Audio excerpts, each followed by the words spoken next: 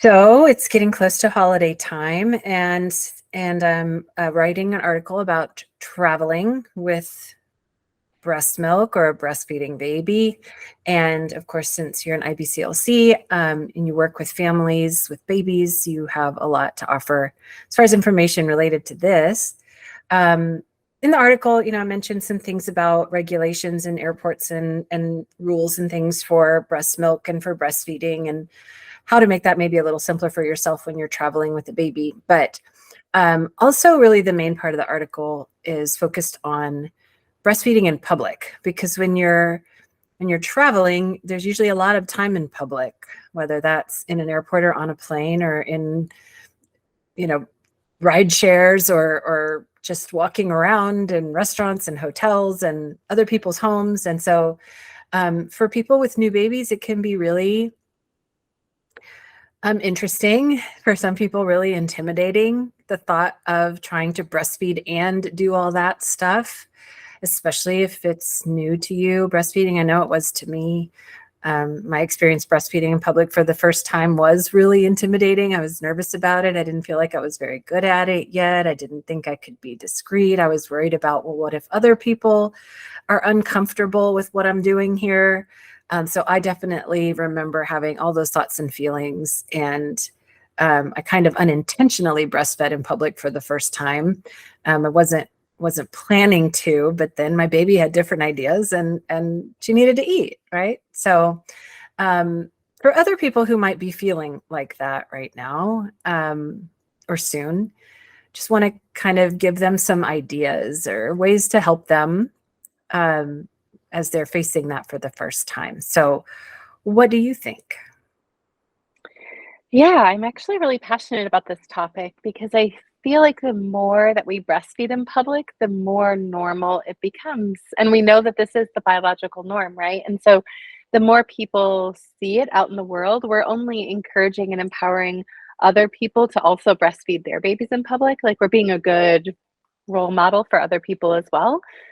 Um, some things that I recommend to make the experience easier the first couple of times that you do it is I do encourage practicing in front of a mirror at home first. So if you know that you're getting ready, you're feeling it, like I'm ready to venture out into the world with this new little person. Um, I would at home, if you have like a full length mirror or even your bathroom mirror, just kind of pull a chair in there and sit in front of the mirror and then practice. Because when we look down, we're seeing things from a completely different angle than somebody that's sitting across from you. So if you look in the mirror, you're able to see what other people are seeing, and it's usually not as bad as you think. Another thing that I really encourage is just learning how to maneuver your clothing. I usually encourage layering when we're breastfeeding in public, so that way you can wear your shirt, but then a tank top underneath. So then that way we can pull the tank top down and then the shirt up, and so then nothing here is exposed, and then the baby's head is usually covering the breast. So that's a way I encourage to do that, and you can practice that maneuver again in front of the mirror and just kind of see what everyone else is seeing. I could see that could make you feel a lot more confident once you really see what other people would see. Well, what about nursing covers for being more discreet? Like, Yeah, I think that is definitely up to each person. My ultimate goal is that you feel comfortable doing whatever it is that you're doing. And if you feel like a cover helps you to feel more comfortable and confident, then most certainly go ahead and use it. I also just encourage, like, I just want breastfeeding to be the norm, and I feel like we don't necessarily need to be hiding that away. And so, do I think they're necessary? No. But if it makes you feel more comfortable, then I say go for it. But I have never used a cover. I didn't feel like it was really necessary. I just felt confident and comfortable. And yeah, but again, each person, I think that's up to them. yeah.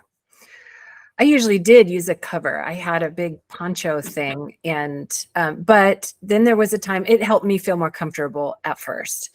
But then there came a time when it was really hot and neither one of us wanted that cover anymore. And my baby was definitely trying to get rid of it, and I didn't really want to wear it. And then it was fine without it. And I noticed for me, like the more I did it after that first time, which was really awkward, it got a lot easier. I got to see that, no, everybody's not necessarily staring at me. And no, nobody looks all that uncomfortable. In fact, a lot of people would even smile and look at me as if something sweet was going on and I was doing a good thing, which of course, you are. But then I remember getting to a point again where I wanted to use the cover because my kid would get really distracted and wouldn't finish eating because of all the stuff that's going on wherever we were. And so then I would use the cover again to keep them focused. But I agree. I think it's very much optional and should be optional. Okay. And I think you told me something before about using a blanket instead of a cover. Right? Yeah. So I feel like if you just want to latch the baby on and then throw a receiving blanket over your shoulder, I think that's a good way to kind of at least provide some, like, a barrier for yourself. And then it just looks like the baby sleeping versus maybe sometimes with the cover, sometimes it can draw a little bit more attention maybe. And so that's why I like to use the receiving blanket instead. But again, I think every dyad is so different from one another that I don't think there are any wrong answers here. Yeah. Yeah. I had never thought of that when you mentioned it a little while ago, that if you're trying to be even more discreet, a nursing cover basically says like breastfeeding going on right here. Right? Because some of them are like, it even has the name on it and it's so if you really want to be discreet, that might not be the most discreet way. But yeah, okay, thank you. Those are all really great ideas. And I'm so with you. I mean, breastfeeding is normal. Of course, it is legal, and we made sure to look that up. It is legal in all 50 states to breastfeed in public and in private locations. So you should not ever be removed from anywhere that you choose to breastfeed. Yeah, you hear about that, less and less. And I've been a lactation consultant for 12, 13 years. I feel like in the beginning of my career, I heard of that happening more often, but now it's so rare. And if it ever did happen, I do encourage you to reach out to somebody like any breastfeeding like advocates so that we can, just kind of help you in those scenarios by contacting the business and just really making sure that we're bringing awareness to the laws that protect you. Yes, I agree. I think that there will be many people at Breastfeeding Success willing to reach out and make contact if something like that did happen. So absolutely. Yeah, plenty of breastfeeding advocates out there. Okay, thank you. Hopefully this is helpful to anybody who might be facing some travel during the holidays or even just shopping. I remember having to take some breaks from shopping to do this too, and that it's okay and more than okay, doing a good thing, and hopefully it won't restrict you because that happens. Some people feel like they can't go about their lives as usual because of breastfeeding, and maybe want to do that. And so if you want to be out in the world and you want to do these things and breastfeed at the same time, you deserve to do both.